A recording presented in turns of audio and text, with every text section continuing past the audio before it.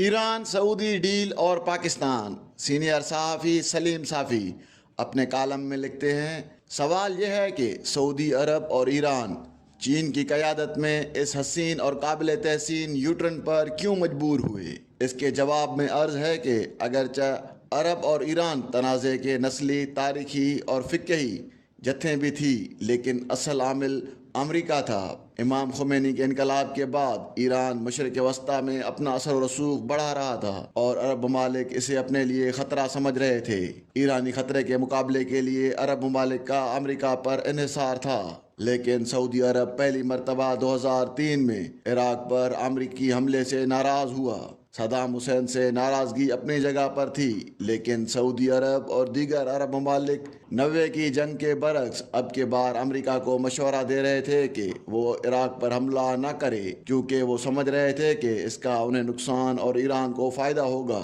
دوسری بڑی مایوسی سعودی عرب کو یمن کے سلسلے میں ہوئی، کیونکہ اسے امریکہ سے جتنی مدد اور سرپرستی کی توقع تھی اس نے نہیں کی۔ اس دوران چین ایک متبادل اقتصادی اور عسکری طاقت کے طور پر سامنے آ چکا تھا، اور جب اس نے مشرق وسطیٰ میں اپنا اثر و رسوخ بڑھانے کی کوشش کی تو سعودی عرب اور UAE وغیرہ نے اس کا خیر مقدم کیا۔ اسے امریکہ نے اپنے لیے خطرہ اور ایک لحاظ سے سعودی عرب کی گستاخی سے تعبیر کیا۔ چنانچہ اس نے جمال خشوگی کے معاملے پر سعودی عرب کو بلیک میل کرنے کی کوشش کی، لیکن بلیک میل ہونے کے بجائے سعودی قیادت نے نہ صرف دورہ سعودی عرب کے موقع پر امریکی صدر جو بائیڈن کے استقبال میں سرد موری کا مظاہرہ کیا، بلکہ جب جو بائیڈن نے خشوگی کا معاملہ اٹھایا تو اس کے جواب میں محمد بن سلمان نے انہیں ابو غریب، گوانتنامو بے اور افغانستان میں امریکہ کے ہاتھوں انسانی حقوق کی پامالی کی مثالیں دے کر کھری کھری سنائیں۔ امریکہ سے مایوسی کے بعد سعودی عرب نے یہ فیصلہ کیا کہ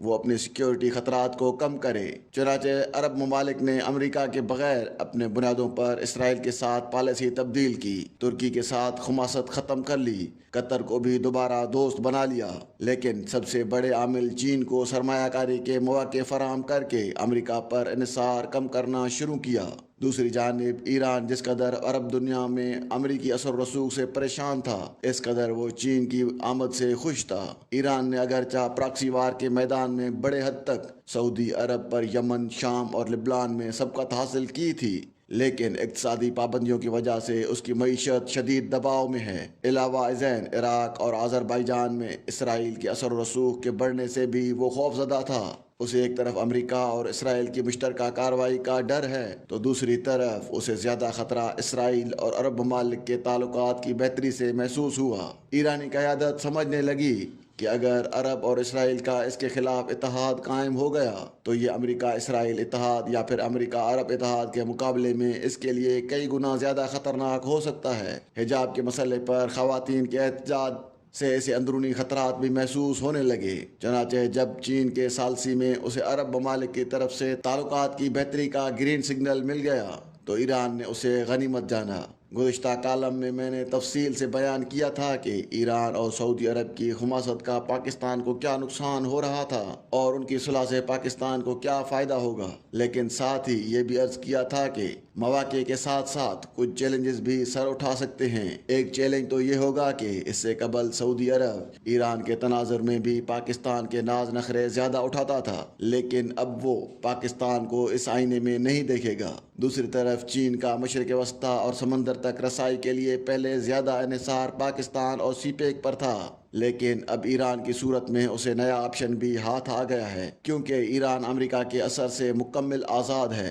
جبکہ پاکستان کے معاملے میں چین کو یہ خدشات لاحق رہتے ہیں کہ کہیں دوبارہ عمران خان کی طرز کی حکومت نہ آ جائے جو نہ صرف سی پیک کی راہ میں روڑے اٹکائے بلکہ ترازو کا پلڑا امریکہ کی طرف جھکا کر چین کے ساتھ معاملات کی ساری تفصیلات بھی اس کو فراہم کر دے۔ تادم تحریر کہا جاتا تھا کہ جو حیثیت اسرائیل کی امریکہ کے لیے ہے وہی حیثیت پاکستان کی چین کے لیے ہے، لیکن اب چین کو ایران اور اس طرح کے کئی دیگر آپشنز میسر آ جائیں گے۔ اس نئے ریجنل یا گلوبل آرڈر میں اب پاکستان کے لیے ایک مشکل یہ پیدا ہو گئی ہے کہ اس کے لیے اب زیادہ عرصہ دو کشتیوں امریکہ اور چین پر سواری ممکن نہیں۔ اب دونوں طرف سے یہ دباؤ بڑھے گا کہ پاکستان فیصلہ کر لے کہ وہ کس کے ساتھ ہے۔ پاکستان کی اقتصادی بدحالی کے باوجود چین کا بھرپور مدد کے لیے نہ آنا اس کے طرف سے یہ پیغام ہے کہ وہ پکی یاری کا یقین دلا دے اور یہ تسلی کرا دے کہ سی پیک وغیرہ کے معاملے میں عمران خان کی پالیسیوں کو دوبارہ نہیں دہرایا جائے گا۔ دوسری طرف شرائط پوری کرنے کے باوجود IMF کی طرف سے معاہدہ نہ کرنے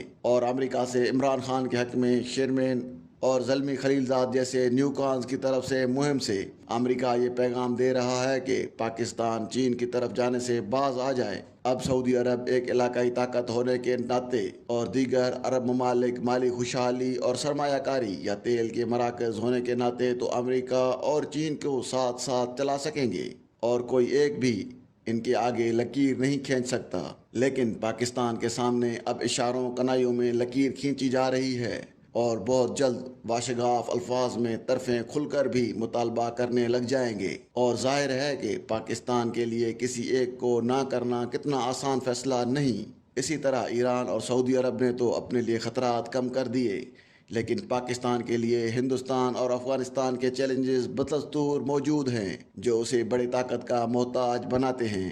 سوال یہ ہے کہ کیا انڈیا اور پاکستان بھی ایران اور سعودی عرب سے سبق سیکھ کر اپنے تنازعات حل کر سکتے ہیں؟ بدقسمتی سے سردست جواب نفی میں ہے۔